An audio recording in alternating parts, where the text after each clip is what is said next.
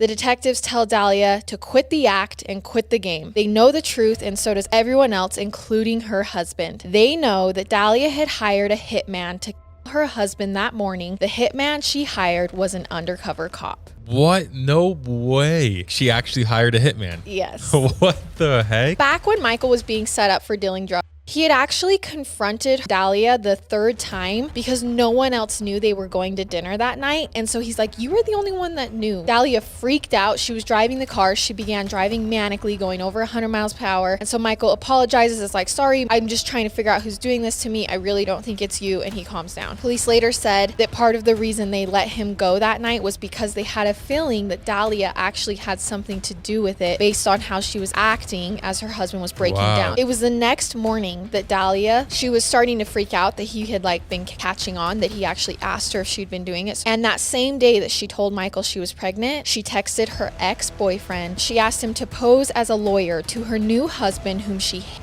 and tell him that in order for him to get off probation, he would need to move his house solely into his wife's name. So the ex-boyfriend called Michael, posed as a lawyer, told him exactly that, and Michael did it for his pregnant wife. What is going on? Okay. Dahlia then contacted another ex-lover and asked him to hire a hitman to kill her current husband. Now that the house was in her name, she would be left the house and everything, but he needed to die. This new ex-lover said neither no or yes, but instead drove to the local police after meeting with Dahlia and told them Dahlia's intentions. Whoa. Police decide at this point that they would plant a camera in his car and have him meet back up with her and say yes. Not even 6 months after the DiPolito marriage, Dahlia climbed into a parked car to converse with a hitman she had hired via her ex-lover. The supposed hitman was actually an undercover narcotics cop. Sure you want to kill this dude? So she was taken to jail and given a phone call. And who do you think she calls? The lawyer friend. No, she calls Michael, who she just Okay. tried to kill. And Dahlia is straight up gaslighting Michael in this call. Hey, Michael, I need you to hire a lawyer for me. And he's like, I know that you just tried to kill me. And she's like, no, I didn't. And he's like, Dahlia, they showed me everything. They showed me footage of you literally saying that you want to kill Michael. They showed me the same thing and I didn't do it. I watched all the same footage too, Michael, and I didn't do it. You think I'd do that to you? And he's like, I heard you saying you do it. I heard that too, Michael, but I didn't do it. Oh my gosh, you can't Yeah. even argue with it. She's crazy. At trial, Dahlia would claim that the whole thing was a hoax because they together as a couple were trying to get Michael on TV because he loved TV and he wanted to be on TV. So And her lawyer was okay with this? Yes. So her lawyer gets up and goes, you can't believe this because the only reason she acted like this was because they wanted this outcome, but then all of a sudden Michael changed his mind. Like it was a whole show. That's their defense. I'm not gonna lie, it's actually a pretty